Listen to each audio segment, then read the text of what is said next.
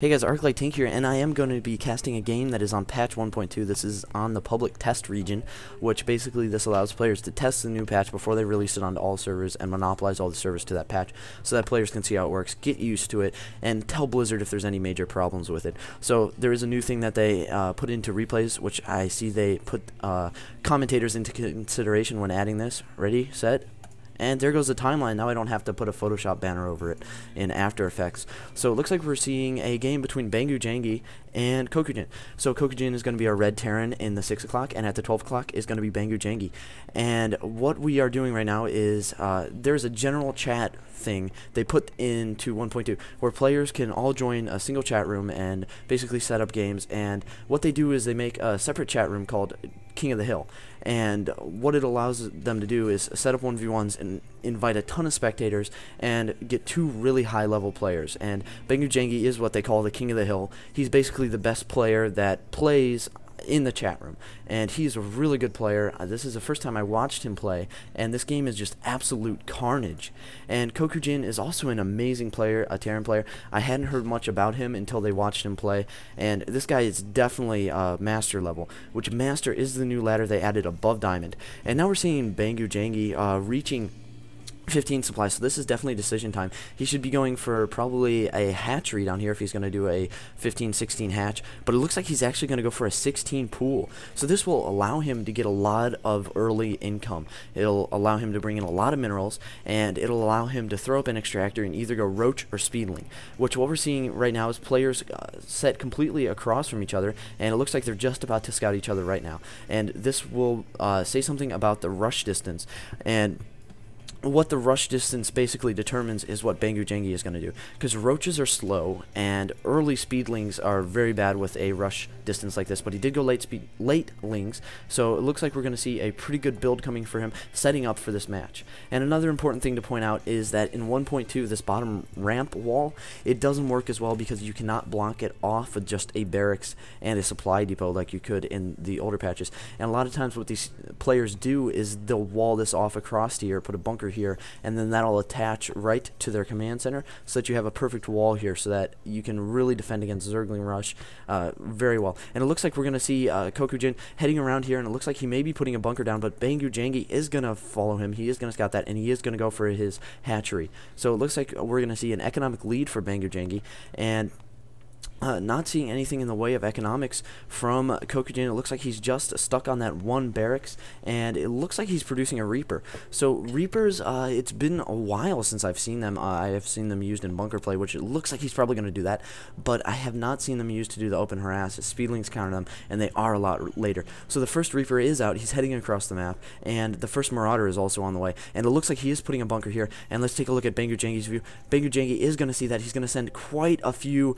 of those drones down there to attack it, and spectators pinging that, and it looks like he is gonna maybe get this SCV microing out. bangoojangee missing this round with drones, and it looks like he's gonna hit that bunker, but it looks like this Reaper is coming up, and the Reaper will be able to pick off those drones very easily. 3 shots and they are dead, so it looks like he's gonna chase them away because bangoojangee does not want to lose the economic lead, and he did have to take quite a few off to mine already, and it looks like the SCV is still going to be alive with 10 HP producing this building, and it looks like he's gonna get that bunker up. So it looks like the SCV is gonna be attacked by Zerglings.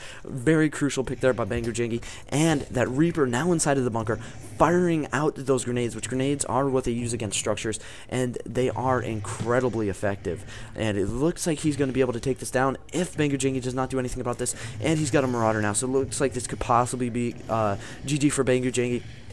Because he does not have enough forces to fight this. Definitely bringing down more Zerglings, still not going to be enough. And it looks like now, bad move by Kokujin. Kokujin moving out just as Speedlings came out. Perfect timing there with the Speedlings, and it looks like he's going to pick those units off, separating them from the bunker, and destroy the bunker. So that just saved bangoojangee from an early loss. Great play there. Great use of those Zerglings to basically form a biological wall in between them and those bunkers. And the Spine Crawler is out now, along with the Queen, so we should be seeing a little bit of a delayed economy economy, but it looks like he's going to be doing great. And he did take guys off the extractor so that he could go for speedlings, and he's not going to have gas income, so we're not going to see any roaches. And it looks like he's just picking off some SCVs now, going for the rest, and it looks like he may be able to win this. He's got quite a few zerglings. He's going to pick off that bunker that was going out earlier, and it looks like Kokujin just getting the supply depot down in time, just enough to wall him and block him with these guys, these Marines and Marauder. And it looks like we're going to see an orbital command now. It looks like he's trying to take this expansion. That's why the bunker was going here, is to block this area off so that we would have to see bangoojangee come all the way around here under fire the whole time. Very bad for zerglings, unless there are an extreme amount of them. It looks like he is going to get this bunker now, as bangoojangee is not doing very much in the way of stopping that. It looks like he is expanding his gas now. He's probably going to go for something like mutas maybe, or baneling to counter mass marine, but it looks like there's not going to be mass marine yet. Actually, here we go. We do have a pretty good amount of bunkers. We do have 4 of them on the map, and that's very good. It looks like he is definitely going mass marine. So bangoojangee, or barracks rather, bangoojangee doing a good job so far, but it looks like he's going to need to change builds, because zerglings do not do too great against Terran if they can micro these ranged units.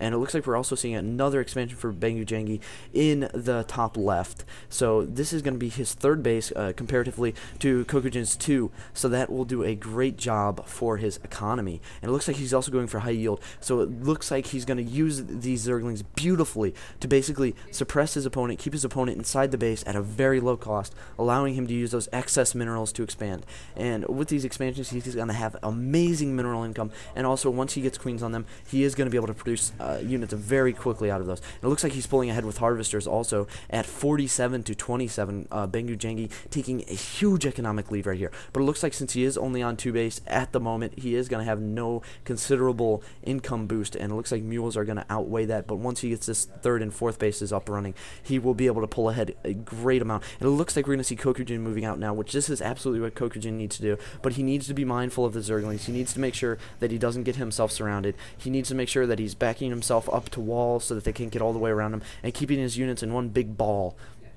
Because you definitely don't want zerglings surrounding something like this, because the more units you have on the outside, the more damage those zerglings will do to the general formation. Taking a look at production, we are seeing 7 banelings now, which 7 banelings with any good micro will be able to take this out. And there are quite a few banelings in bangoojangee's base. Great counter to Terran, and it looks like only 4 or 5 zerglings moving forward. Zerglings now moving back into the expansion, and it looks like he's going to hide these banelings here, and he's going to bait Kokujin, and Kokujin going all the way in, and it looks like these banelings are moving on the side. Kokujin stimming and running away. Looks like he's going to kill a few banelings. Great, great split there. So taking his Marauders off. Marauders taking a lot of damage, but banelings moving in on those stimmed Marines, and the stim does take so much health that banelings can just do a great job of exploding all over them and melting them. There's a statue there, took a little damage. So it looks like he's getting more extractors up, so that's definitely going to be great for gas, which it looks like he's not going for any lair tech. He's just going to stick to banelings. I'm surprised he doesn't have baneling speed yet with all the gas he's taking in. He doesn't have anything upgrading right now. No upgrades on the way right now, and he has such a massive gas income, and he's going for another base. So it looks like bangoojangee just going to pretty much cover the map in Zerg. And so far, my only real critique of him is not expanding creep tumors very well, not doing it like I like with the Ret style, where you get another queen out there just to go and crap down another one every few feet. And it looks like he's also going for high yield. So high yield will be a little bit harder to hold, but it should be a little bit easier because he does have these 2 Xel'Naga watchtowers. So this will provide him a great view of any units that are moving across the map to attack him, and he will be able to prepare himself very well for that. So it looks like he's also going for an infestation pit. So what that can do is, if he sticks with the same build, which it looks like he's getting another hatchery, which is pretty indicative of a lot of zerglings coming, he will be able to get that adrenal gland upgrade, increasing the attack speed by 20% of zerglings, which does a massive amount of damage. It increases their DPS quite a bit because they are doing 20% more damage per minute. I think it is per second. It doesn't really matter. It's the same scale. But the infestation pit is is out now, and he is not upgrading his lair yet, but he does have another hatchery on the way, and we may be seeing infestors even, which infestors with banelings are amazing because the infestors can use that fungal growth to basically hold down this whole formation, and then the banelings can just move in and destroy it, which it looks like we're seeing tanks now. So tanks are the perfect counter to banelings because they do have that splash damage, and it just makes a big green wave of banelings explode. And it looks like we're going to see that Xel'Naga Watchtower held just on enough by bangoojangee to see Kokujin moving across the map, and he is going to see these units, and these units are moving in on the high yield now, which he does need to take this. He is able to snipe it with a single siege tank placed by the Xel'Naga Watchtower because he does have vision and he does have range. Marines now moving up, leaving the siege tanks in the back. I'm not sure if I like this, but it looks like he is going to be able to take this out, and there is going to be no real response from bangoojangee because bangoojangee does not have a real good offensive army. These banelings looks like they may have speed now. Let's take a look at that. Yes, they do have speed, and they are good on creep, but off creep, we're definitely going to be able to see Kokujin able to micro away from those, pulling units back and firing, especially with the siege tanks, and he's not going to take that much damage from banelings. So bangoojangee needs more Zerglings because banelings, once they're gone, they're gone. Zerglings can do damage, and they are a little bit expendable, but you always have enough left to really counter your enemy. And he is making a ton of banelings. I think Husky made a song about this.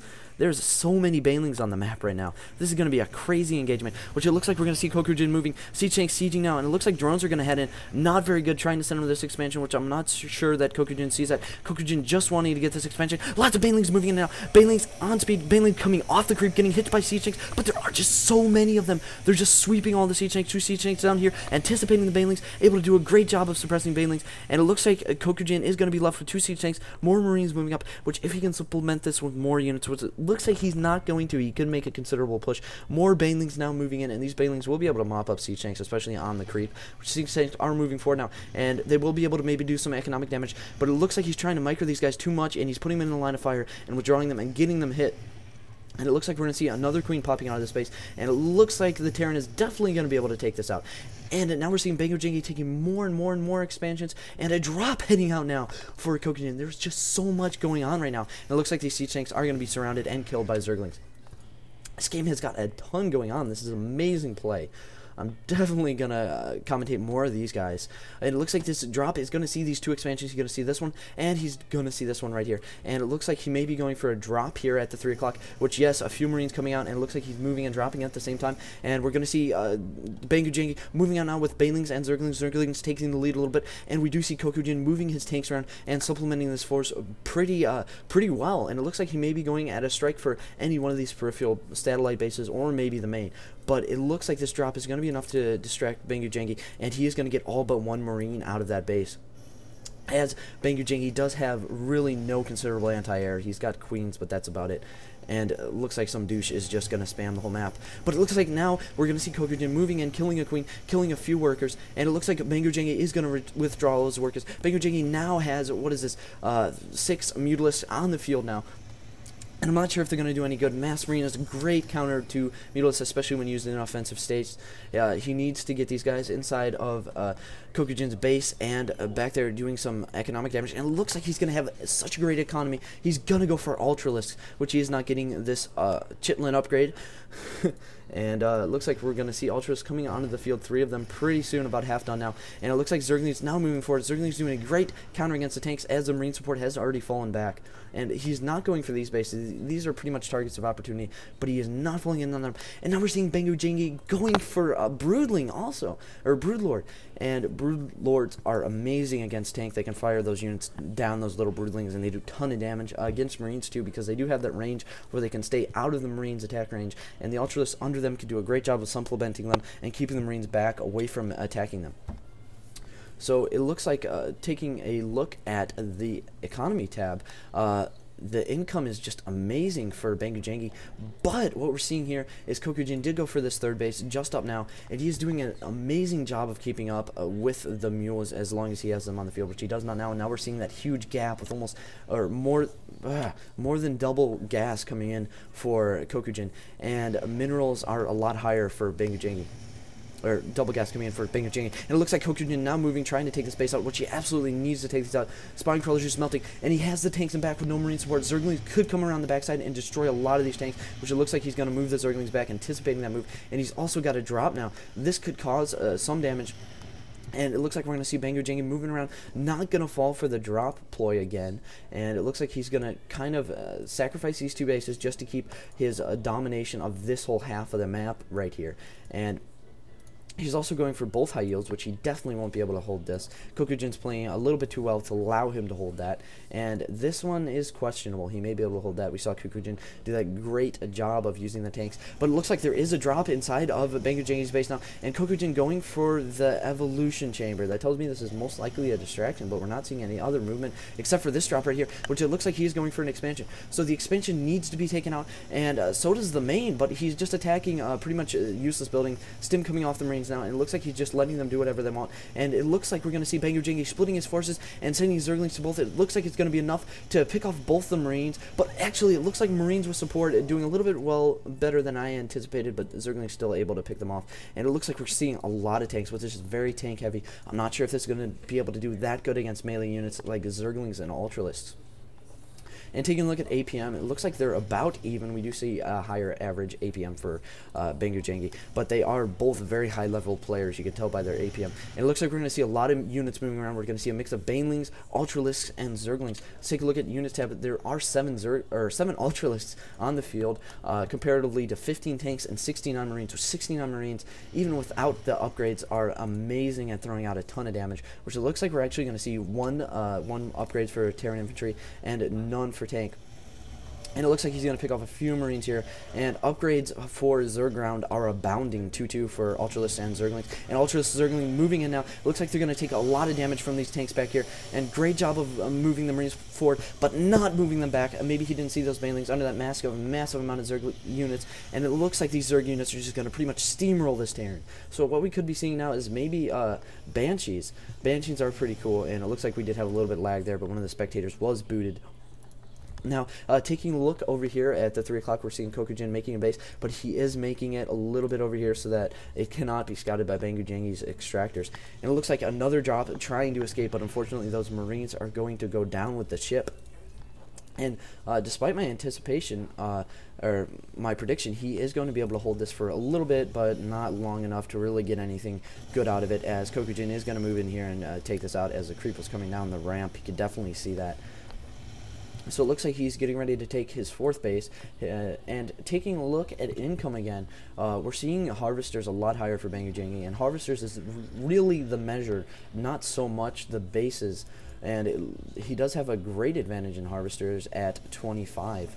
So it looks like we're seeing another drop now going for this this high yield, and the high yields need to be prevented from being utilized, because if Kokujin lets bangoojangee take those high yields, it is pretty much endgame for him, because he's going to be able to get so much income off of those, especially with this amount of Harvesters. And it looks like he is stacking them up pretty heavily on this base because he knows that's safe, but he does have okay saturation on both of these bases. He's got such amazing income right now. This is great macro. This is almost Ret style macro. But it's not so much that his opponent is permitting him to have it, it's that he's kind of able to support it all with a pretty mobile army, which is pretty much the advantage of Zerglings. And it looks like Kokujin moving in now, attacking the pool. Interestingly enough, not going for the Ultralisk Cavern, which is researching these chitinous plating. And Zerglings moving in now, but that's not going to be enough. And it looks like the Ultralisks and Mutalisks are going to move in, and that's definitely going to stop this. Mutas picking on the medevac, and it looks like they're going to kill it, and Marines being decimated by the Ultralisks. And it looks like he's got this base hovering here, but bangoojangee is going to be able to scout that with his extractors, which actually I'm not sure about the vision range. Oh yes, he's definitely going to be able to scout that. And we see 2 more Kokujin drops coming in now. So Kokujin doing a great job of trying to let bangoojangee know that he's overextended. So what is he doing? He's dropping it right in the middle of all the spine crawlers. He could have done much better dropping it down on the lower base. A lot of Zerglings there to support, and that is what the spectators at the time called a fail drop. Definitely.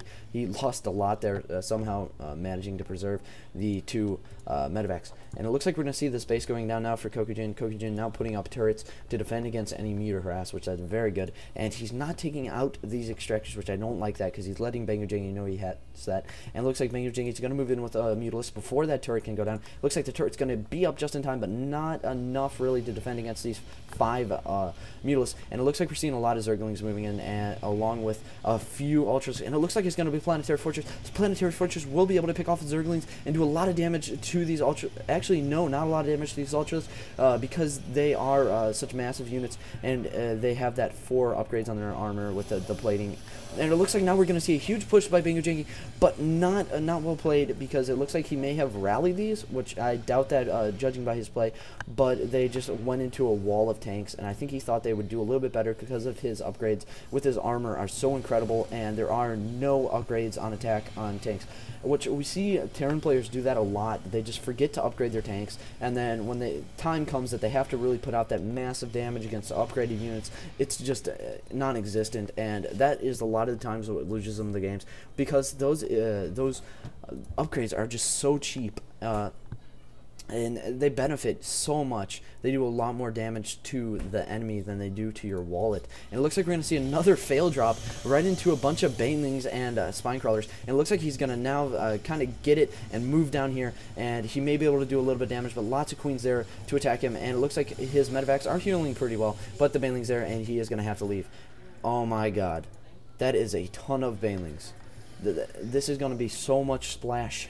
This is crazy. I've never seen play like this using so many little banelings. Look at them all. That's so many.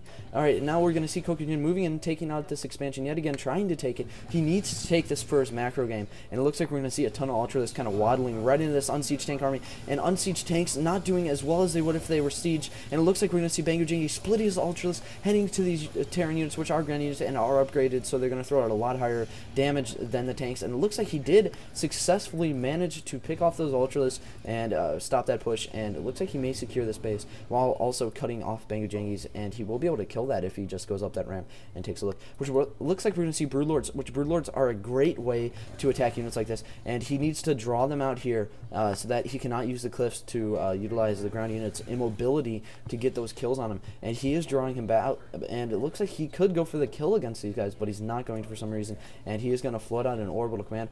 But again, leaving these extractors here, I really don't like that, because he's letting his opponent see exactly what he's doing. It's free scouting. And it looks like not too much going on inside of Bangoojangee's base. Lots more Zerglings coming on. Oh my god. That is so many Banelings. I can't even count that many. That's, let's see, 4 groups. Each group is, I don't even know. That's so many.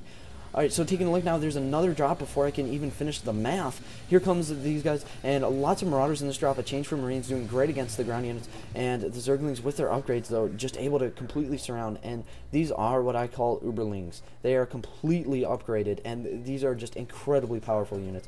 It looks like Bangoojangee now moving forward, and it looks like he's going to pick off a factory. And Hero Queen here also was transfusing that Broodlord, but not anymore. She has been blown up quite a bit with her little tongue flailing around there. That's never a fun predicament. And it looks like he's going to let this base go down. Bangoojangee just scouting it with these buildings here. And it looks like he's moving forward. Amazing amount of Banelings. Look at all these. I've never even seen that many Banelings. This is crazy. And it looks like we're going to see a lot of Baneling splash pretty soon. But it should, when is this going to happen? This is what the spectators were just talking about, is we need a ref to say, dude, just go in and destroy him. And it looks like he's going to move forward now. 2 Banelings going off, taking out those 2 Marines. And we don't see that significant force on the map from Kokujin. Taking a look at the units, he has 1 siege tank, 18 Marines, and 7 Marauders. So this is definitely not a good place to be for him. He needs more units on the field. And Terran production is some of the best out there once you get those reactors, but he unfortunately does not have them.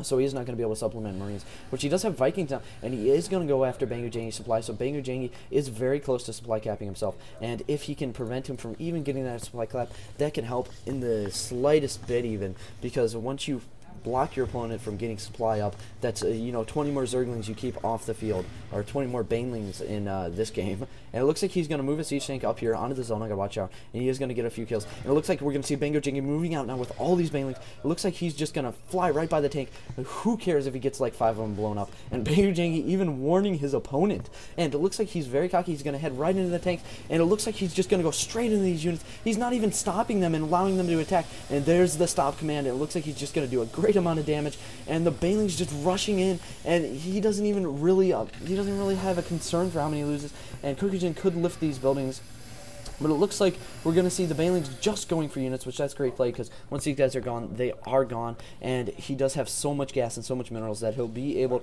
to supplement this, bring a bunch of zerglings in as he's producing. And, you know, this is a very questionable strategy, because he does not have a force after he uses this one. It's expended.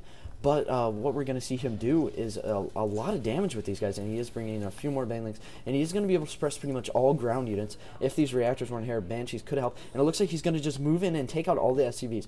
So what the result of this is going to be basically is if he wipes out all the SCVs, he's leaving this base for some reason, the planetary fortress. If he takes out all the SCVs and pretty much eliminates the income of Kokujin, that's the win for him, because even though if his banelings all get destroyed and he has none left, we're going to see him be able to make units and create a new force and win very quickly, which it looks like just a single siege tank on the map, and it looks like this is over, and Kokujin referencing the Husky Baneling song, which this is amazing. So many banelings. I've never seen a mass baneling strategy be so successful. Looks like he's going to move in, taking out all the final SCVs, 2 lucky SCVs, escaping just momentarily, and then being killed very quickly. So it looks like we got a couple medevacs roaming around. Nothing really on the field. We do have 1 Marine and 1 siege tank and 9 Vikings, but it looks like they're going to be split up, and there's the GG.